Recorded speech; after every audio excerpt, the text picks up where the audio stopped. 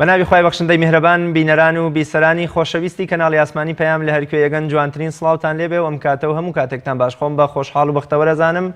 لە ئەڵلقەیەکی نوێی بەرنامەی باس و خواز بە دیداری ئێوەی عزیز و خۆشەویست شاد دەمەوە. تەوەری ئەمڕۆی بەرنامەی باس و خواز بریتە لەوەی کە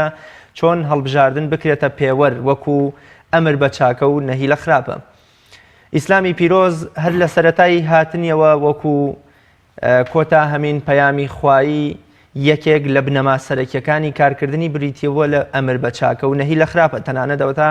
خوای گەورە هۆکاری سەرەکی بە خەیرە ئومە ناساندنی ئومەتی پێغەمبەری خوا صلی الله علیه وسلم دەگێڕێتەوە بۆ ئەوەی کە ئەمر بە چاکە دەکەن و نەهی لە خراپە دەکەن و باوەڕیشیان بەخوا هەیە. ئێستا لە سەرانسەری جیهاندا ئەمر بە چاکە و نەهی لە خراپە جۆرێ لە جۆرەکان بەرەو کەسبوون یا هەر نەمان ڕۆشتووە. چۆن لە کۆمەڵگەی موسڵماناندا ئێمە جارێکی دیکە ئەم فەرمایشتە خواییە یا ئەم بنەما سەرەکیەی ئیسلام کار پێ بکەینەوە و لە ژیانی ڕۆژانەماندا کاری پێ بکەین. وەک ئەزانین لە ئێستاشدا لە بەردەم پرۆسەی هەڵبژاردن و بانگەشەی هەڵبژاردن داین. ئایا هەڵبژاردن بۆ خۆی جۆرێک نییە لە ئەمر بە چاکە و نەهی لە خراپە؟ دووبارە بردنە پێشەوەی کۆمەڵێک کەسی گەندەڵ و نابەرپرس لە هەرێمی کوردستان، بردنە پێشەوەی کەسانێک کە دەستیان هەبووە لە تێکدانی شیرازەی کۆمەڵگە، لە تێکدانی بەهاجوانەکانی کۆمەڵگە، لە تێکدانی ئەخلاق و ڕەوشتی پەسەندی کوردەواری، ئەمە جۆرێک نییە لە زیادکردنی خراپە و خراپەکاری لە کۆمەڵگەدا؟ ئایا بەرگریکردن لە خراپە و ئەمرکردن بە چاکە تەنها لە بینینی کردەوەیەکی ناپەسەندی خراپدایە کە ئێمە بە چاپ دەبینین یان کۆمەڵێ بواری دیکەشیە؟ لەگەڵ میوانەکەم زۆر بەڕێز مامۆستا عەبدولستار ئەسەفەورامی زانای ئاینی تاوتوێ ئەم پرسە دەکەین و دەشی بەستینەوە بە هەڵبژاردنەوە کە چۆن موسڵمان لە هەڵبژاردندا بە دەنگەکەی خۆی بتوانێت ببێتە کەسێکی ڕاپەڕێنەری ئەمر بە چاکە و نەهی لە خراپە. مامۆستایان زۆر بەخێر بێ و سوپاس بۆ ئامادەبوون. زۆر سوپاس بۆ ئێوەش و بە بەرنامە زۆر بەخێر بی. سەرەتا پێم خۆشە وەکو دەواازەیەک تعریف و پێناسێکی ئەمر بە چاکە و نەهی لە خراپمان بۆ بکێ و بەچی دەگوترێ ئەمر بە چاکە و نەهی لە خراپە. بەڵێ بسم الله الرحمن الرحیم الحمد لله والصلاة والسلام على رسول الله وعلى آله وصحبه ومن والاه. بابەتی ئەمر بە معروف و نەهی لە منکەر فەرمان بە چاکە و نەهی لە خراپە بابەتێکی گرنگە و بابەتێکی هەستیارە. وەکو لە سەرەتای بەرنامەکەش ئاماژەت پێ کرد، ئیمامی نەوەوی هەمان ئەو دەقانەی هێناوە کە پێشەکەی باست کرد کە ئەمر بە چاکە و نەهی لە خراپە لە جیهاندا کەم بووەتەوە یاخود هەر نەماوە. بە درێژایی مێژوو ئەم بابەتە کەم بووەتەوە. بەڵام پێشەوەی بچمە سەر قەولەکەی ئیمامی نەوەوی پێم خۆشە باسی ئەمر بە معروف و نەهی لە منکەر. جارێ معروف چییە؟ معروف هەر شتێک خەیر بێ و نەفسی چاک و باش پێی پێ بەرێ و هەوڵی بۆ بدا پێی ئەوترێ عرف و لە معروفەوە هاتووە. منکەریش هەر شتێک قەبیح بێ و شەرع نەهی لێ کرد بێ و ناپەسەند بێ پێی دەوترێ منکەر. بەڵام ئەمە پێناسەیەکی لوغەتەنە. ئەگەر پێناسێکی ئیصلاحاً وەربگرین ئەفەرمێ المعروف اصطلاحاً اسم جامع لكل ما عرف من طاعة الله والتقرب إليه والإحسان إلى الناس. سێ دەستەواژەی زۆر کورد و زۆر پڕمانە. هەر شتێک سەرمان بکێشێ بۆ تاعەتی خوای پەروەردگار واتە لە پەرستشەکان بێ، فەرمان بێ بەرەو پەرستشەکان، سەرمان بۆ لای خواپەرستی بکێشێ و نزیک بوونەوە بێ لە خوای پەروەردگار، ئەمام دوانیان هیچ کێشەیەکی نییە. هەر کەسێک بڵێ ئەمانە نزیک بوونەوە لە خوای پەروەردگار و پەرستشی خوای پەروەردگار ئەمە معروفە. بەڵام والإحسان إلى الناس ئەمەیان زۆر گرنگە. دەبێ خەڵک بزانێ ئەم دینی پیرۆزی ئیسلامە، پەیامی پیرۆزی ئیسلامە بابەتی ئەمر بە معروف و نەهی لە منکەرە. إحسان إلى الناس، إحسان إلى الناس واتە دەبێت چاکت بۆ خەڵک بوێ، دەبێ بە دوای چاکەکانە بگەڕێ و دەبێ هیچ شتێکی خراپت بۆ کۆمەلگانە وەکو ئاماژەت پێ کرد ناوێت کۆمەلگا بەرەو ئاقارێک و بەرەو هەڵدێرێک بەری. ئەمە ئیحسانی لە ناس نییە. ئیحسان تۆ دەنا بۆ خۆت و بنەماڵەکەت، ئەمە کە ئیحسانە إلى الناس، ئەمە ئیحسانە بۆ چەند شخصێکی کەم کە دوای سەرنجامێکی زۆر خراپ و ئەوانەی بەدی دەکرێت. بە هەمان شێوە ئەمە عرف بوو معروف و ئیصطلاحاً. بەڵام لە زاراوەی زانایانە ئەی منکەر چییە؟ منکەرە فەرمێ ئەوەی کە شەرع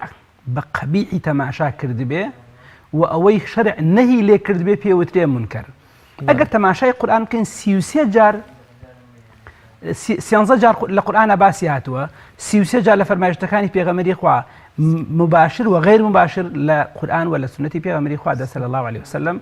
باسی منکر و باسی معروف و ئەموو ئەمانە هاتووە. بەڵام مامۆستا ڕیاض ئەبێ شتێک هەیە ئاماژەیەکی پێ بکەین ئەویش ئەوەیە پێگەی ئەمر بە معروف و نەهی لە منکەر بابەتێکی وا گرنگ و هەستیار کە باست کردو هەڵت بژاردووە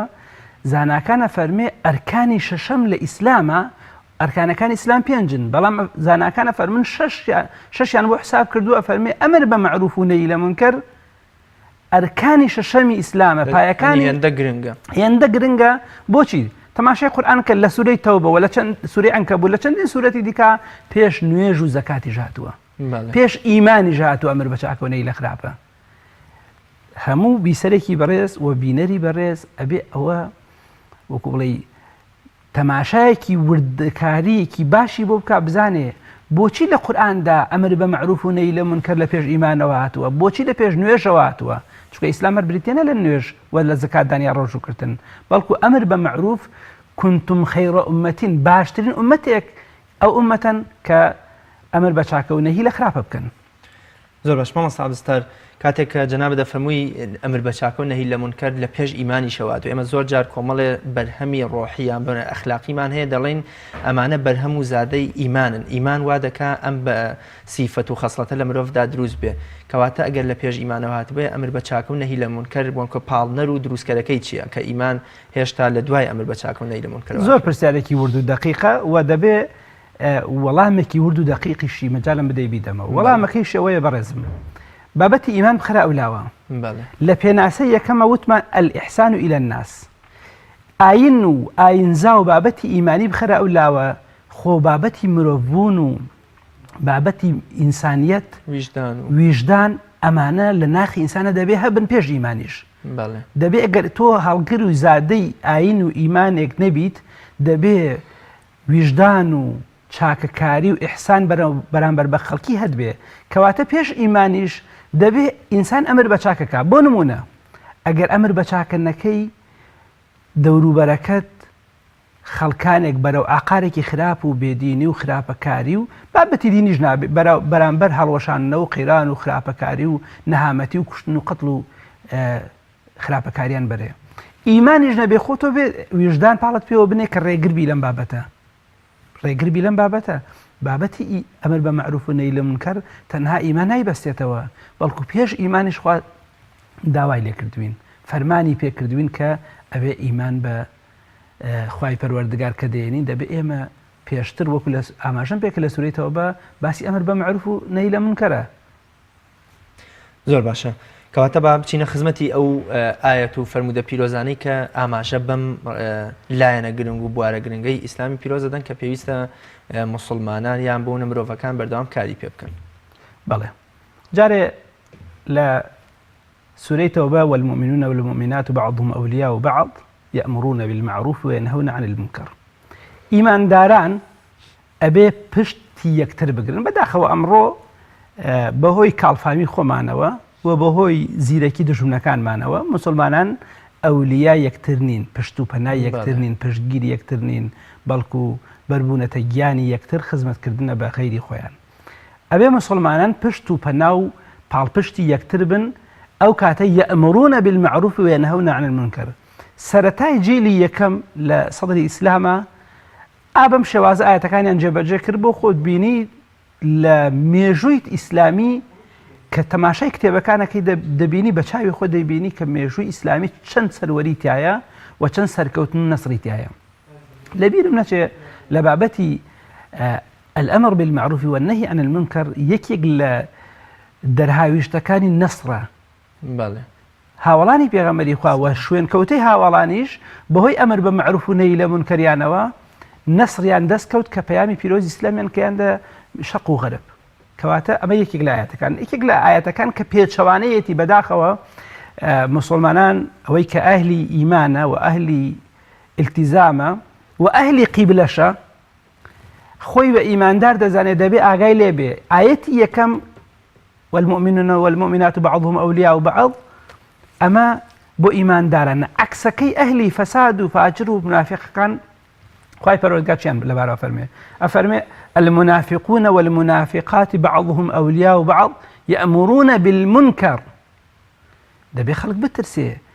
يأمرون بالمنكر وينهون عن المعروف تەماشاکە لە بەرامبەر ئەهلی ئیمان و چاکەکار و ئیسلاح و ساڵحەکانە کە ئەمر بە چاکە ئەکەن نەهی لە خراپە ئەکەن خەڵکانێکی فاسق و فاجر و منافق و دووڕوو دەغەڵ هەن ئەمر بە خراپە دەکەن ڕێک پێچەوانە ئیمانداران دەبێ مسلمانان ئەوە جیا بکەنەوە نابێ خۆت هەڵبژێری خۆت لە ناو ڕیزێکا ببینیتەوە کە ئەمر بە چاکەی تیانە بێ نابێ خۆت لە ناو تاقمێکا ببینیتەوە ئەمر بە چاکەونەی لە خراپەی تیانە بێ بەڵکو ئێستا خەڵگاتۆ كل حیزب بما لديهم فرحون هەر کەسێک بەوەی خۆی کە هەیەی زۆر پێی دڵشادە زۆر پێی گەشببینە و ئەی شەرعێنێ لە کاتێکا کە ئەمر بە معروف و نەهی لە منکەر ئێمە لە ڕوانگەی ئاینەوە قسەی لەکەین لە ناو میلەتێکی مسلمانان بە کوردی زبان قسە دەکەین بۆ میلەتێکی مسلمانی ئاوات دەبێ ئەوە بزانین ئەمر بە معروف و نەهی لە منکەر دیاریکردنە چاکە لە جێگەی خۆیان و خراپە لە جێگەی خۆیان دەستخستنە سەر بدینەکانە بەوەی کە کۆمەڵگا و غەیری خۆت تووشی هەڵدێر و لادان و خراپەکاری نەبێت ئاەتمان زۆر ئەگەر سەیری ئاەتەکان کەین بەڵام کنتم خەیڕە ئومەتین یەکێکە لەو ئاەتە گرنگانەی کە باسیەکاتە ئەمڕون بالمعروف وتەنهون عن المنکر ئاەتمان زۆر ئەگەر باسی ئاەتەکانی و فەرمایشتی پێغەمبەری خواشمان زۆرە صلی الله عليه وسلم کە پێغەمبەری خوا لە یەکێک لە فەرمایشتەکانە کە عایشە دەگێڕێتەوە فەرمێ خەڵکانێک ئەگەر ئەمر بە چاکە و نەهی لە خراپە نەکەن بترسن لەوەی خوا تووشی سزا و عقابیان بکە و دوعایان قبول نەبێت باش خەڵکی چەندە دوعا دەکەن سەفی یەکەمی گرتووە ئەهلی مزگەوتە دوعا دەکات دەپارێتەوە خوایە ئەوەمان بۆ بکەی ئەومان بۆ بکەی زاڵممان لە کۆڵکەیتەوە بەڵام پێی بڵێ لێ بپرسی ئەرێ کاکە زاڵم لە لای تۆ کێیە ئەوەی کە زاڵم ئەو بە زاڵمی نازانێ و ئامادەیە پشتگیری زاڵمیش بێ لە کاتێکا کە ئەمە نەکەر بۆ کوردستان بۆ تەواوی وڵاتانی جیهانی ئیسلامی ئەم بابەتە چۆتە ناو ڕەگ و ڕیشەی خەڵکیەوە مامۆستا بۆچی لەگەڵ ئەم هەموو گرنگی و بایەخ پێدانەی ئیسلامیش لە نێو تەنانەت عایلە و خێزانی مسلمان و لای تاکی مسلمانیش جۆرێک لە نائامادەیی و غیابی هەیە ینی کە بابای مسلمان خۆی ئامادەی پێنج فەرزە لە مزگەوت تا بێ بەڵام تەنانەت بەرامبەر بە کچ و کوڕەکانی خۆشی ئامادە نیە لە ڕووی جلوبەرگەکەیانەوە لە ڕووی بۆ منە خواردنیان لە ڕووی هاوڕێیەتیان و لە ڕووی ئەوەی کە تا دوی شەو لەسەر تۆڕی کۆمەڵایەتیان سەیری ئەم فلیمە خراپانەی کە لەلایەن دەسەڵاتەوە دەنێرێتە نێو خێزانی کۆمەڵگەی کوردیە و کۆمەڵگەی کوردی بەرەو پەرتازە بردووە ئامادە نیە تەنانەت بەرامبەر ئەوانیش ئەمر بە چاکە و نەهی لە خراپ بکات چ جار بگات بە دۆستێکی یا دراوسێکی یا کەسێکی کەمێک دوورتر جارێ پێشەوە بێ بزانین ئەمر بە معروف و نەهی لە منکەر فەرزی کیفاییە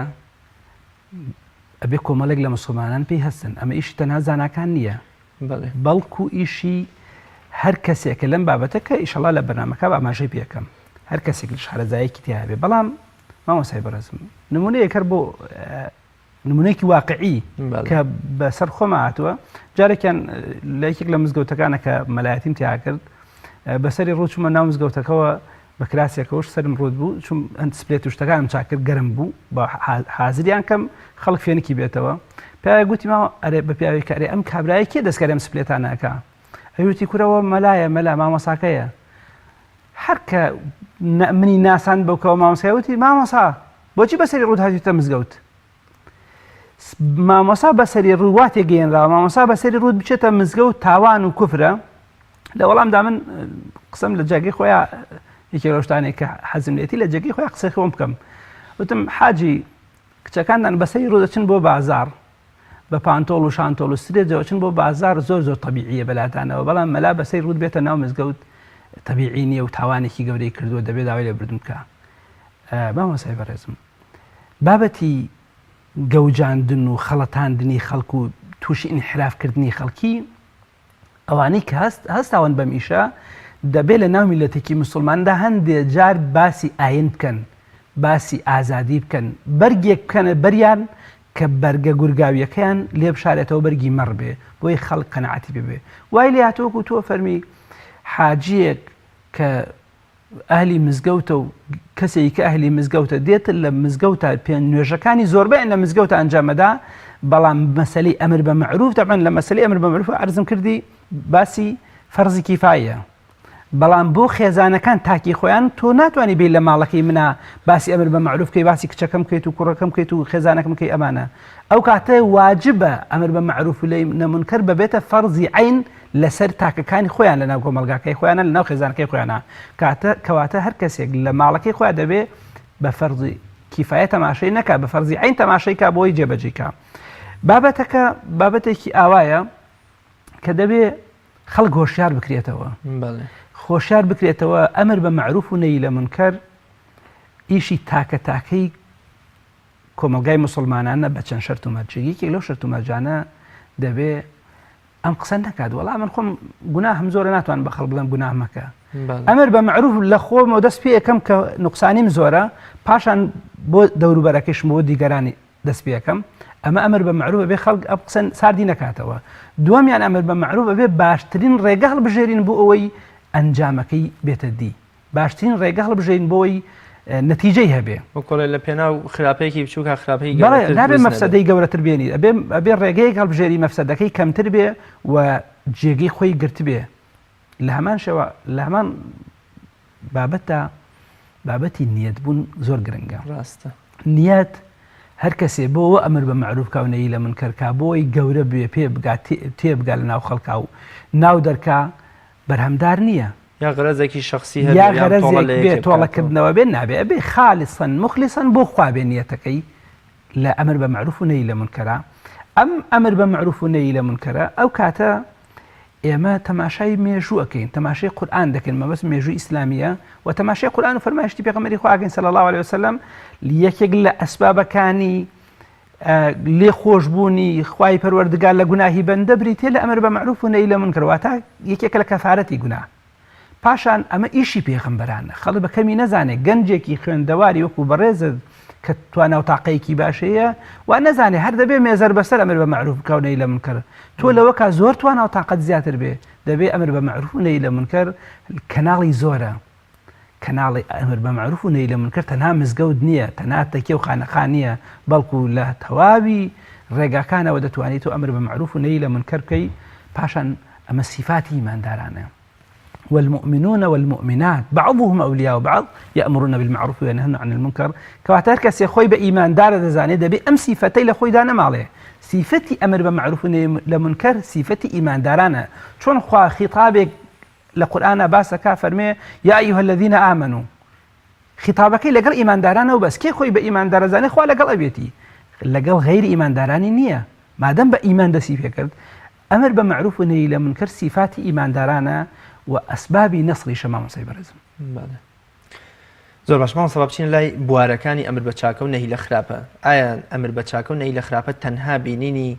خراپەیەکە وەکو دزی و قەتڵ و نازان مەشروب خۆری ئەم شتانیان بوونە خەڵک هەروە دەزانێت خراپە بریتێ لەمان. ئایا بواری دیکەی هەیە کە مرۆڤ تێیدا کاری بۆ بکاوە ئەم خراپەیە کە لە ڕواڵەتا زۆر جار شتێکمانەی لە ڕواڵەتا جوان و شیرینە و کەم کەس بە خراپی ئەزانێت. ئەگەر ئیجازە بێ و مەجال بێ ئەم پرسیاتە تۆزێتە تەخیرەکەم وەڵامەکەی پێم خۆشە ئاماژە بە قەولەکەی ئیمامی نەوەوی بکەم لە سەرتا ئاماژە پێکرد و بابەتەکەم تەواو نەکرد. ئیمامی نەوەوی ڕەزا و ڕەحمەتی خوای لێبێ و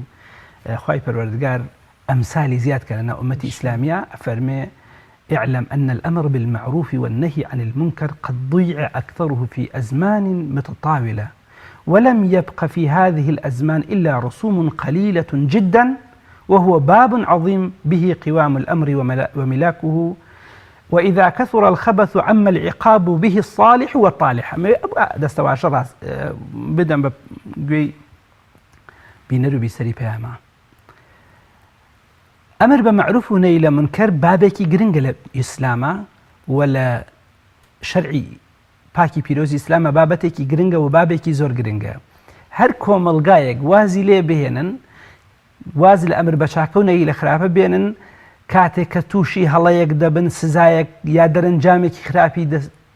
تووشی کۆمەلگاکە دەبێ تووشی تەنها تاقمێک نابێ خەڵک ئەوە دەبێت چاک بزانن تووشی تەواوی کۆمەلگاکە دەبێ چاکان و خراپان پێکەوە تووشی ئەو عقابە بن. سەیری کوردستانی خۆمان کە کاتێک کە خەڵک نەیزانی کێ بکا بە برا گەورە و دەمڕاستی خۆی کوردستان هەر هەمومان زەرمەندیا کرد.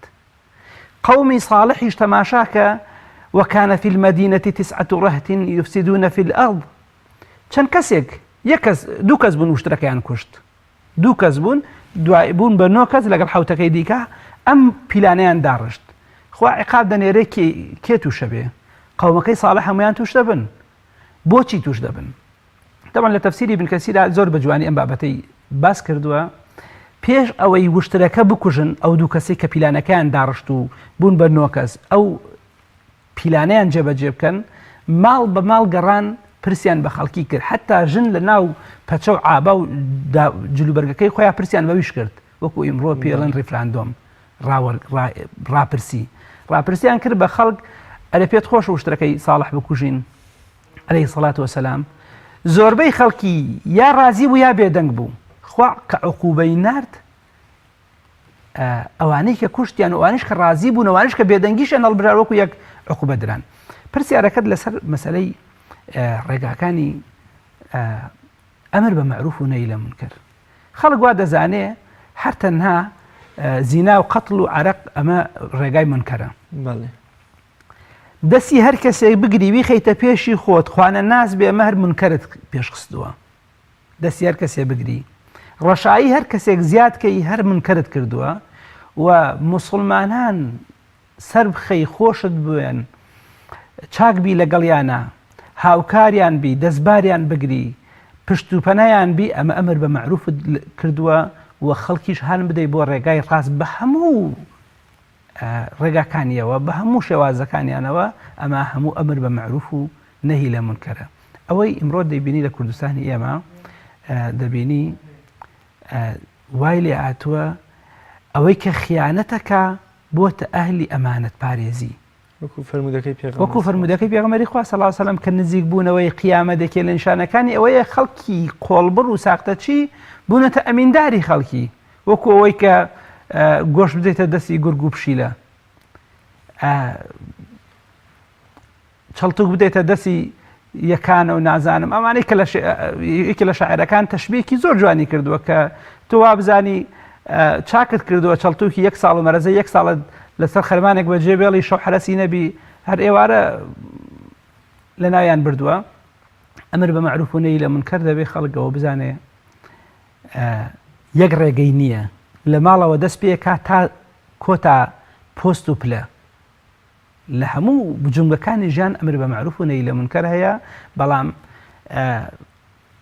شتێک هەیە کە گرنگە دەبێەوە بزانین لە هەندێک شوێنە قسەی من ناخوا تۆ دەتوانی بچیتە ئەو مەجلیسە دەبێت تۆ بنێرم بۆ لەوێ ئەو ئەمر بە مەعروف و نەهی لە منکەر بکەی لە هەندێک شوێنیش تۆ ناتوانی بڕۆی دەبێت من بڕۆم دەبێت تۆ من بنێری بۆ ئەوێ بۆی ئەمر بە مەعروف و نەهی لە منکەر بکەم ئەگەر نا من تا لە ئێوارە لە ماڵەوە هەر هاوارکەم کەس گوێی لە دەنگم نابێ بەڵام ئەگەر چوومە شوێنەکەی خۆم یا تۆ چوویتە شوێنی خۆت یا ئەحمەد و مەحموودەکە چوێنە شوێنی خۆیان ئەو کاتە بە دڵنیاییەوە پەیامیان دەگەێنن و کۆمەڵگاش تووشی ئەم دەردەسەری و مەینەتیە نابێت کە ئێستا تووشی بووە. بەڵێ زۆر باش مامۆستا بەچی ئێمە هەستین بە ئەمر بە چاکە و نەهی لە خراپە پێغەمبەری خوا صلی الله علیه و سلم فەرمودەیەکی فەرمێت کە ئەگەر ئێوە خراپەیەکتان بینی یا بە دەستان یا بە دەمتان یا لە ناڕازیبوونی دڵەوە با پێتان ناخۆش بێ ئایا بەدەر لەم سێەوە کارە بە دەستمان هەوڵی گۆڕینی ئەم خراپەیە بدەین یان بەونە بە دەستمان هەوڵی چاکردنی کارێکی جوانتر بە دەستمانی بکەین ئایا شتی دیکەمان هەیە بۆ ئەوەی کە ئێمە ئەمر بە چاک و نەهی لە خراپەی پێ بکەین؟ ئەمر بە مەعروف و نەهی لە منکەر زەمان و کاتەکان ئەیگۆڕێ و توانا و تاقەی مسلمانان و ئینسانی مسلمان و تاکی مسلمان ئەیگۆڕێ لە سەردەم و زروفێکە کە فیتنە زۆر بڵاو بووەتەوە و خەڵک فیتنەی هێناوەتە ماڵی تاکە تاکەی هەمومان لەم کاتانە بە تایبەتی ئەمڕۆ لە کوردستانە دەبێت بەدەست بگۆڕێت بەدەست گۆڕینش خەڵکوان نەزانێ هەر ئەبێ چەکێک بگری بەدەستەوە ئەمڕۆ بە تایبەتی باسی دەنگدان و انتخاباتە دەبێت بەدەست بیگۆڕێت جگە لەوەی کە ئەو بابەتی شەهادەیە نابێت خەڵک دوورکەوێتەوە لەو شایەتی دانە نابێت خەڵک وەلایە بە شەهادە نابێت دوورکەوێتەوە لە شەهادە دەبێت بچێ بەدەست بیگۆڕێ کە بەدەستیش گۆڕی مامۆساگیان لە مەسەلەی بەدەستگۆڕینە کە ئەمڕۆ پێی دەوترێت دەنگدان واجبی سەرشانتە بچی بەدەم ئەم بابەتەوە گرنگ نییە دەگۆڕێیان ناگۆڕێ گرنگ نییە کە ئاواتەکەی من دێتە دیانایەتی دی بەڵام خوا پرسیاری ئەوم لێ ناکە کە ئەرێ دەسەڵاتەکەت گۆڕی پەیامی پیرۆزی ئیسلامت کرد بە حاکم بەس لێم دەپرسێتەوە مووقیفت چی بوو پێت خۆشە معجزەکانی خوای پەروەردگار لەسەر زەویە بێڕێزیان پێ بکرێ هەوڵتدا بێڕێزیان پێ نەکرێ وەکو قەومەکەی ساڵح ڕاپرسیان لەگەڵاکردن ئەرێ پێتان خۆشە وشترەکە بکوژین خەڵک دەنگی دا بەوەی کە بکوژێ ئەوەش کە دەنگی نەدا هەر ڕازی بوو بێدەنگی هەڵبژاد یاخود هەر هیچی نەوت هەروەکو یەک ئێسەش دەبێت بەدەست خەڵک دەنگی خۆی بدا دەستەواشی زۆرە بیسیتەوە بە تایبەتی لە ناو دەسەڵاتە کە ئەم بابەتە بڵاو دەکەنەوە کە دەسەڵات هەر ناگۆڕێ و هەمووی هەر وەکو یەک وایە و نەخێرێکی وەکو یەکوان نییە پیاوێکی دەست چۆن لەگەڵ دەستپاکێکا وەکو یەک وایە ئەفەنەجعل المسلمین کالمجرمین مجرمێک و مسلمانێک کە یەک وەکو یەکوان ئیماندارێک و بێ ئیمانێک کە یەک وەکو یەکوانن پیاوێک هەموو نوێژەکانی لە مزگەوتە ئەکا پابەندە بە پەیامی پیرۆزی ئیسلامەوە لە گوناهە گەورەکان خۆی پاراسە و وردە گوناهی بچووکەیە کەی لەگەڵ پیاوێکایە کە حەڵاڵ و حرام لێک گیان ناکاتەوە کەی لەگەڵ کەسێکا وەکو یەکوایە تا بەیانی سەرخۆش و بە ڕۆژیشا نووسووە چۆن وەکو یەکوان چۆن پیاوێک ڕۆژێ 5 جار سەری نەوی دەکا بۆ خۆی پەروەردگار سۆژدە دەبا و قەنەعەتی وایە خوا محاسبە و لێپرسینەوەی لەگەڵا دەکا چون وەکو یەکوانە کەسێک کە باوەڕی بەخوا و بە زیندوو بوونەوە و بە قەبر و قیامەت و بە چاکەکردن نییە پیاوێک تەواوی دنیای بدەیتێ تێر ناخوا لەگەڵ پیاوێکە کە پابەند بێ بە پەیامی پیرۆزی ئیسلامەوە چۆن وەکو یەکوانە مامۆستا من کاتێک کە خۆم وەکوڵێ کەشوفشێکی زۆرە کە مەڵێ مەڵا ئەمرم بچاکەم لە نەی لە خراپم کردو بەرامبەر بە کەسێکی جگەرە کێژیان بەونە ئافرەتێکم باڵا پۆش کردو ئەمانە لایم خۆمان لەوەچێ زۆر گەورەتم کەواتە دەنگدان وێستگەیەکی زۆر گەورەیە کە تۆ بۆ نمونە کار بەدەستانێک لە پێگەیەکی نەشیاو کە ئەوان نەشیاون بەو شوێنە دێنیتە خوارەوە ئەمە لەوەچێ گەورەترین ئەمر بەچاک و نەهی لە خراپە بێت کە تۆ کۆمەڵگا لە کۆمەڵی کەسی دز و دەست بڕوو بۆ منە نابەر پرس و بۆ منە تا ڕادێ دڵسۆز بە ئەجێندای دەرەکی دێنیتە خوارەوە کە خەڵکێکی باشتر بۆ کۆڵی کەسی شیا بەخەیتەوە شوێنی شیاوی خۆی کەواتە ئەوەی کە ئێمە لەسەر ئاستی تاکە کەسێکین بەرامبەر بە خوشکێکمان بەرامبەر بە دراوسەیەکمان لە چاو ئەم دەنگدانەدا کە خەڵک تا ئێستا لەوەچێ ئەو گومانەی لا دروست بێت کە ئەمە هیچ پەیوەندیەکی بە شەریعەت و بە شەهادە و بە ئەمر بە چاکۆنەی لە خراپە نیە لە چاو ئەمەدا زۆر بچووک و بێمانایە جارێ مەسەلەی ئەوەی کە ئەمە پەیوەندی بە شەرعەوە نییە ئێستا بانگەشە بۆ بابەتێکن کە ئەم بابەتە ناشەرعیە و نادروستە و ئەوە شتێکی وایە و شتێکی وایە ئەم بابەتە بەداخەوە وانە و لەمایان کە ئێستا خەڵکێک بەگوێیان دەکەن بچۆ ڕایان وەرگرە لەم بابەتە تەماشا دەکەی ڕایان زۆر زۆر دروستە و زۆر زۆر سەلیمە و خەڵکی هەندەدەن کە دەبێ ئەم گۆڕانکاریە بکرێ مەسەلەی تەرکردنی جگەرەیەک لە کەسێک تەنها زەرەرت لە کەسێک لێ کردوێتەوە باشە تەنها لە یەک کەس زەرەرێکت دوورخستوێتەوە بەڵام دوورخستنەوەی خراپەیەک لە کۆمەلگایەک میلەتێکت ڕزگار کردووە یەک نمونەت بۆ دەگەرمە لەگەڵ یەکێک لەو بەرەزانە قسەم کرد کە لە زوو دەسەڵاتی بۆ لە ناو ئەنجومەنی وەزیران و وەزارەتەکانە وتی پیاوێک هات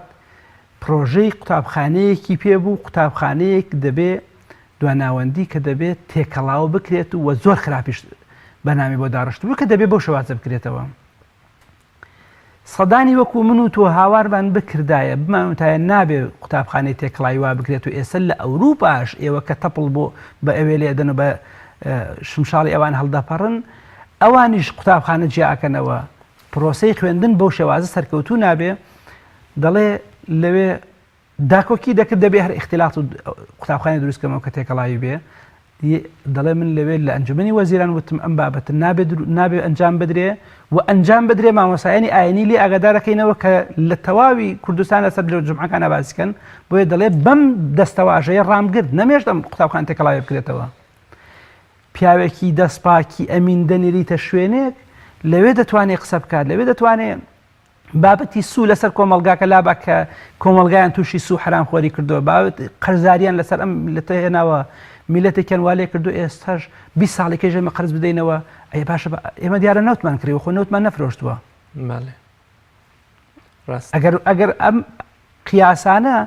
جگەرە تەرکردن بە کەسێک لەگەڵ بابەتێکی هەسیاری ئاوا کە میلەتێک ناوچەیەک کۆمەلگایەک لە فەساد دوورەخەیتەوە چۆن وەکو یەکوانە کەواتە چۆن ئەم تێگەشتە لای هەر تاکێکی کۆمەلگە دروست پێ کە بەڵێ دەنگدان نەک هەر پرۆسەیەکی شەرعی و جایزە بگرە یەکێکە لە بنچینە و وێزگە گرنگەکانی ئەمر بە چاکە و نەهی لە خراپە. تۆ بۆ منە کەسێکی دەستپاک و شیا و ئەمین ئەخەیتە شوێنێکە لە بری کەسێکە 20 ساڵە بۆ منە خەریکی مەشروب خواردن و خەریکی کاری خراپ و کۆمەڵگەی بەم شێوە گەیاندووە کە ئێستا هەیە. مەمەسای بەڕێز دەبێ خەڵکەوەندە هۆشیار بێ کە نەخەڵەتێنرێ، دەبێ خەڵکەوەندە هۆشیار بێ کەی بووە کەسێک کە خوا نەناسێ عەرەخۆر بێ گۆشتی مەڕ و بەراز لێک گیان نەکاتەوە لەگەڵ پیاوێکە کە ئامادە نەبێت جگەرەیەکیش بخوا جگەرەیە کە بە حرامی ئەزانێ چۆن ئەمانە وەکو یەکوانە کەواتە خەڵک دەبێ بزانێ ئەم وێزگەیەکی گەورەی ئەمر بە مەعروف و نەهی لە منکەرە وخوا پرسیاریشی لێ دەکات کە تۆ چیت کرد بۆ پەیامی پیرۆزی ئیسلام بۆ مسلمانان سەرخەریان بووی ئەمر بە مەعروفت کریا ئەمر بە منکەرت کرد. ئێستا خەڵکێک لە کوردستانە ئەمر بە منکەری کردووە و ئێستا ئامادەیە پەشیمان بێت لەوەی کە کردوێتی پێشتر ئێستا شتی وا دووبارە ناکاتەوە و خەڵکیش ئازادن، خەڵک ئازادن لە یاسای وەزعیە کە ئەمانە ئیشی پێ ناکەن، لە یاسای ئاسمانیشە خەڵک ئازادە کێی دەوێ کێ هەڵدەبژێرێت لەگەڵ کێ دەوێ لە دنیادا لەگەڵ کێ بێ لە قیامەتشا لەگەڵەوەیە. ئێستا بە هەر کەسێک لەوانە بڵێ کاکە ئامادەی لە قیامەتە لەگەڵ زوو درۆز نابی یا لەگەڵ دەستپاکابی لە دنیادا ئەڵێ وەڵا حەزەکەم لە قیامەتە لەگەڵ دەستپاکا بم، بەڵام لە دنیا ئامادە نییە. بۆیە خەڵک لەگەڵ ئەو کەسایە کە خۆشیەوێ لە دنیادا و لە قیامەتشە هەر لەگەڵەوەیە کە خۆشیەوێ الحەمدولله ئەمەکە مژدەیەکی زۆر گەورەیە، مژدەیەکی زۆر دڵخۆشکەرە. تۆ هاوڵانی پێغەمبەری خوات خۆشەوێ، خوا و پێغەمبەری خوات خۆشەوێ لە قیامەتە لەگەڵ ئەوانی دەستپاکان و ساڵحانت خۆشەوێ لەگەڵ ئەوانی خەڵکی کێژەیە خەڵکی فاسق و فاجر و خراپەکاری خۆشەوێ لەگەڵ ئەوانە دەبێ هەم لە دنیا و هەم لە قیامەت. زۆر باشە مامۆستا، زۆر جار وەکو جەنابیش ئاماژت بەوە کرد کە تاکێک لە کۆمەلگا دەڵێ بە دەنگێکی من هیچ لە مەسەلەکە ناگۆڕێ، ئەواتە بایکۆتی وەک دەکات کە نەڕوا بۆ هەڵبژاردن و بۆ دەنگەکەی نەدا. ئەمە چه جیاوازیەکیە لەگەڵ ئەوەی کە ڕۆشتووە و بمۆن دەنگەکە لەلایەن کەسێکەوە ڕۆشتووە بۆی پڕکراوەتەوە بە قازانجی دژەکانی کۆمەلگا، بە قازانجی ئەو کەسانی کە کۆمەلگیان بەم ڕۆژە گەیاندووە.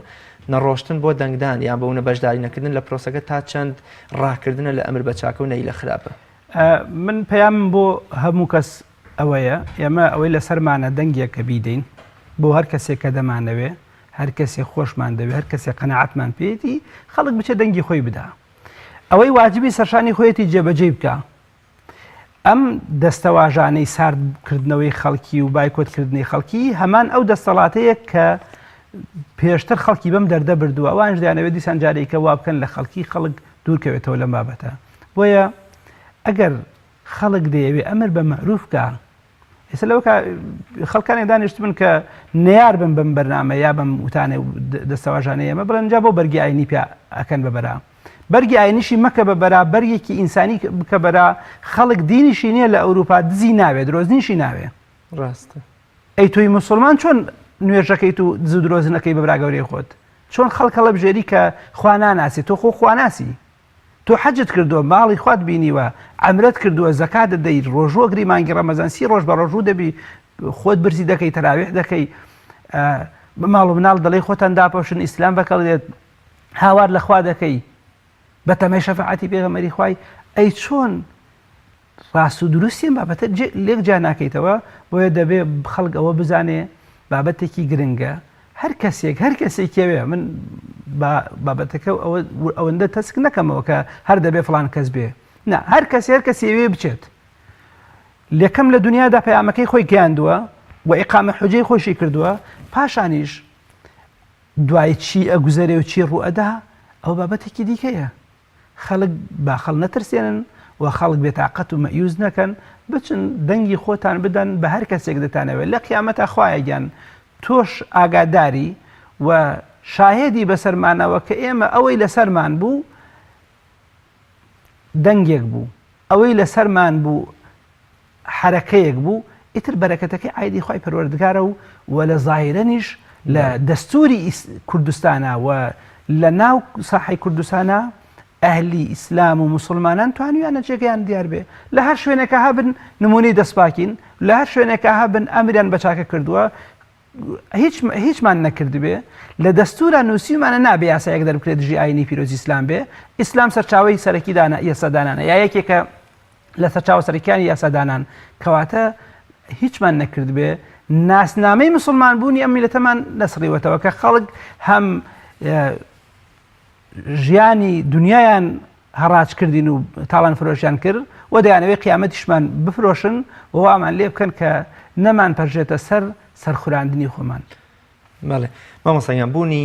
کۆمەڵێ دەم و چاویان بوونە کۆمەڵێ بانکخواز و مامۆستای ئاینی و ئافرەتی محەجەبە و گەنجی ڕیژدار و مسلمان لە لیست و پرۆژە و حیزبی دیکەدا کە لە ژیانیاندا نەکرد ئەمر بە چاکەیان نەکرد بەڵکو و هۆکاری سەرەکی بوون بۆ خراپە یان بۆ تێکدانی شیرازەی کۆمەڵگە و بە کۆڵێ تێکدانی ئەخلاقی کۆمەڵگە بوونی ئەم جۆرە کەسایەتیانە هیچ مبەڕیر و پاساوێک ئەداتە خەڵک کە پێی وابێ ئەمەی ئەویش ئەو دەنگە هەمان ئەمر بە چاکوونەی لە خراپێ لە کاتێکا پێغەمبەری خوا صلی الله علیه وسلم لە جەنگی بەدرا بە عەباسی مامێ فەرمێ وەکۆڵێ هەر حسابی قوڕیشی بۆ بکەن چونکە ڕەشایی ئەوانی زیاد کردووە. بەداخەوە نەدەبوو مسلمانان و ئەهلی ئیلتیزام باوا بڵێن ئەهلی ئیلتیزام لە ناو قەوارە و لیستێکا ببینرێنەوە کە ئەهلی ئیلتیزامی نییە. تۆ هێشتا یەک کەناڵت بەدەسە ئەخلاقی کۆمەلگاکە داغان کردووە داڕوخاندووە ئێستا بە تەمای دیفاع لە ئاینی و پرانسیپی ئاینی پیرۆزی ئیسلام کەی بەدڵنیایەوە ناکرێت چکە لە سەرەتاوە مانگ لە سەرەتاوە دیارە پێویستی بە ئاماژە پێکردن نیە هێشتا هیچ نیت کارێکەکەی کە تماشای ڕاگەاندن و بەرنامە و پرۆگرامت بکە کە مخالفە بە شەرعی خوا مخالفە بە کللتوری کوردەواری بەداخەوە دەبوو ئەهلی ئیلتیزام لەو شوێنانە نەبوونایە هیچ نەبێ ڕەشاییان زیاد نەکردنایە و خەڵکیان لەوێ کۆ نەکردایەتەوە لەگەڵەوەشە بحقیقەتێکەیە کە تاڵە و دەبێ بیڵێن تاوانی خۆشمانی تایە تاوانی لایەنەکانی دیکەیشی تاوانش کەم تەرخەم بوون لە کۆبوونەوە و پێکەوە بوون و تەبابوون و دەست بارگرتنی یەکتر زیرەکی وەکو لە سەرتاشە عەرزم کردی زیرەکی لایەنەکانی دیکەیشە کە ڕموزە ئاینیەکان تێکەڵ بە پرۆژەکانی خۆیان ئەمە پاساوێک ئەداتە خەڵکە ئاساییەکە کە مادام فلانە کەس لەو لیستا ئیدی قیامەتیم دەبێ پاساو نەبێ خەڵک لایەنی قیامەتی نەداتێت لایەنی قیامەتی خۆی نەداتە دەست خەڵک دەبێت لایەنی قیامەتی خۆی دیاری بکە خۆی بەرنامەی بۆ علیش کە فەرمێ ئێمە حەق بە پیاوەکان ناناسین پیاوەکان بە حەقەوە ناسین ئێمە دەبێ خەڵک بە حەقەکانەوە بناسین کاتێک کە حەقی پێیە پەیامی پێیە یا نا لەگەڵەوەش عەرزم کردی بەداخەوە دەبوو خەڵک دەبوو ئەهلی ئیلتیزام لە شوێنان نەبوونایە کە هەر لەوێشن ئومێد دەکەین بتوانن بەڵام بە دڵنیاوە کە ناتوانن پەیامەکەی خۆیان بگێنن و ناتوانن سنگ و قورساییەکیان هەبێ لەو ئیشانەدا و هیچ نەبێ هەر ئەوەندە لە سەرەتای کارەکەیشانەوە دیارەکە ناتوانن نەخشە و پرانسیپی ئاینی لەو شوێنانە گەشە پێ بکەن مامۆستایان باباز لە بەرهەم و سوود و کەڵکەکانی ئەمر بە چاکە و نەی لە خراپە بکەین لە کۆمەڵگەدا چه سوود و بەرهەمێکی دەبێ بۆ خاوەنەکەی لە دنیادا و بۆ لە قیامەتیشدا دەبێت پرسیارەکە وا لێ بکەین قازانجەکانی چین وە زەرەرەکانیشین چونکە کاتێ باسی سەوارەکانی نەماری ئەمر بە چاکەش زۆر باش ئەوەکەنە پرسیارێکە سوودەکانی چین عەرزم کردی ئەمە ئیشی پێغەمبەرانە ئێمە پێی هەڵدەسین و تاکەکانی کۆمەلگا پێی هەڵدەستن ئەمر بە چاکە و نەهی لە منکەر ئیشی پێغەمبەرانە عەلەیهی سەڵات وەسەلام و ئیشی ساڵحان و زانایانە سیفاتی ئیماندارانە ئەمانە هەموو گرنگن و ئەسبابی سەرکەوتن و نەسر و مەدەدی ئیلاهیە خوا یارمەتی دەدا سەردەخا سەرکەوتنت پێ دەبەخشێ لە لایەکی دیکەوە جگەل لەوەی کە ئەمە بۆ گشتیە بۆ تاکەکانی خۆشیان کاتێ ئەمر بە چاکردنەی لە خراپە دەکەن خوا لە گوناه پاکیان دەکاتەوە کە مژدەیەکی گەورەیە ئەمر بە چاکەکردن و نەهی لە خراپەکردن بە هەمان شێوە ئینسان دەتوانێت بە ئەمر بە چاکەونەی لە خراپە سوود بە خەڵکی دیکە بگەیەنێ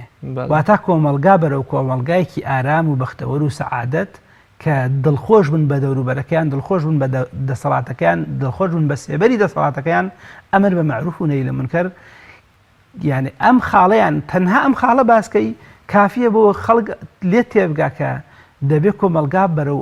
بەختەوەری ببرێ بە ئەمر بە چاکەونەی لە خراپە. زۆر باش بە باز لە ئاسەوارە خراپەکانی نەمانی ئەمر بە چاکە و نەهی لە خراپە بکەین لە هەر کۆمەڵگەیەکدا. دیارە ئەمر بە چاکەونەی لە خراپە تەکیدی لێ دەکەمەوە و دووبارشی دەکەمەوە ئیشی ئیماندارانە. ئەمر بە خراپە و نەهی لە چاکە ئیشی منافق و فاسق و فاجرەکانە. خوای پەروەردگارە فەرمێ والمنافقون والمنافقات بعضهم أولياء بعض يأمرون بالمنكر ويأمرون بالمنكر وينهون عن المعروف. ئیمانداران ئەمر بە چاکە و نەهی لە خراپە دەکەن، منافق ئەمر بە خراپە و نەهی لە چاکە دەکات. ئێستا دەیبینی ئەمە قورئان 1400 ساڵ 400 ساڵ پێش ئێستا باسی کردووە. ئێستا لە کۆمەڵگای کوردەوایشە تەماشەکەی ئەم تاقمانە دەبینی ئەوەی کە لە بازنەی نیفاقا خۆیان دەبینێتەوە ئەمر بە خراپە دەکات. چی خراپەوە بڵاو دەکاتەوە، یانەی شەوانەیە چییە بڵاوی دەکاتەوە، مسلسل و چی ئەوانە بڵاو دەکاتەوە. ئەوەش کە لە سیماتی ئیمانداران و بازنەی ئیماندارانە ئەمر بە چاکەونەی لە خراپە دەکات کە دەیبینی هەمووی خزمەتە و هەمووی ئیحسان و چاکە و خێر و سەدەقاتەکە دەیبینی.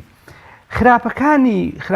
ئەو خراپانەی ئەو ئاسەوارە خراپانەی کە لە وازێنان لە ئەمر بە معروف و نەهی لە منکەرە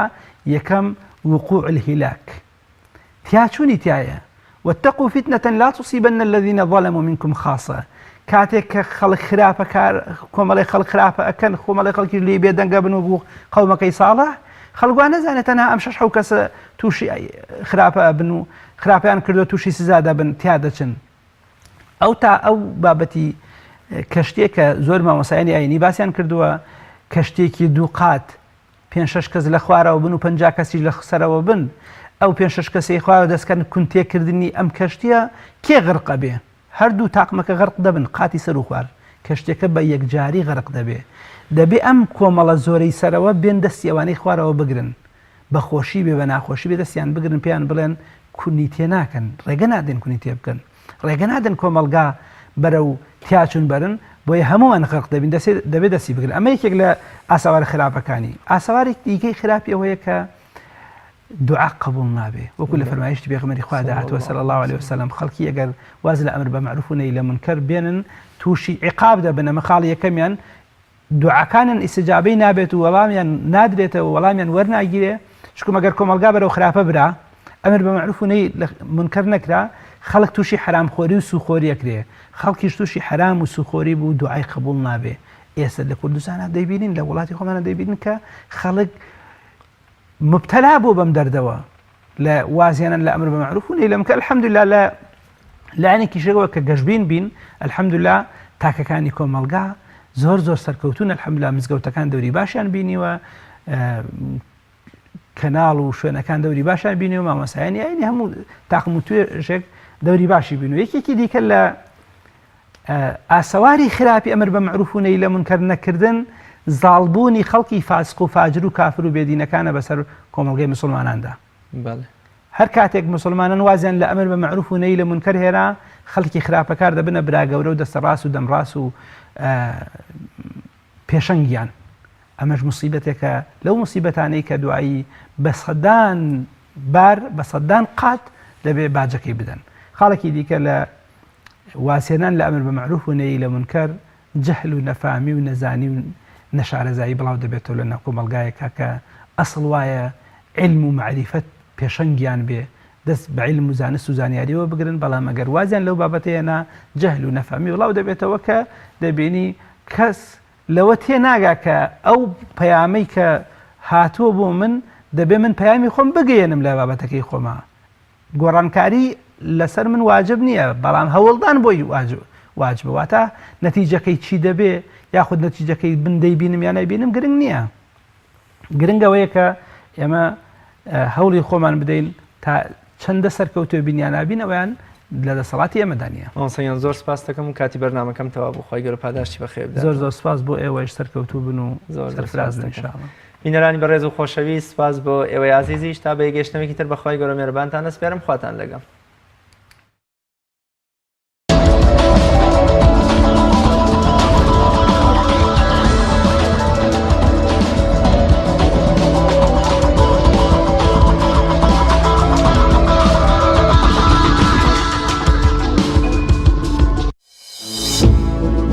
لەلایەن گران و پشتیوانانی لیستی 104 کۆمەڵی ئیسلامی. ڕۆژی سێشەمە هەموو لە تەلاری هونەر